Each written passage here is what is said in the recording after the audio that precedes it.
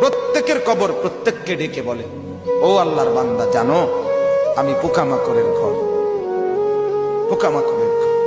তুমি তো সেই বান্দা যে একটা মশা কানের পাশ দিয়ে উড়ে গেলে তোমার ঘুম বন্ধ হয়ে যায়, চোখ মিলে যায়। একটা মশার গুনগুন আওয়াজ সহ্য করতে পারো না।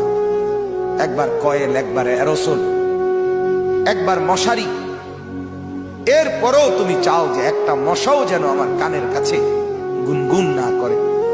তো 5 ঘন্টার ঘুমের জন্য, 6 ঘন্টার ঘুমের জন্য বান্দা এই যত্ন নিলা, অনন্তকাল কিংবা বছরের পর বছর কবরের যে ঘুম দিবা, পড়ে থাকবা সেই ঘরে, পোকা মাকড়ের ঘর, সেই ঘরে তুমি ঘুমাইবা কেমনে, থাকবা?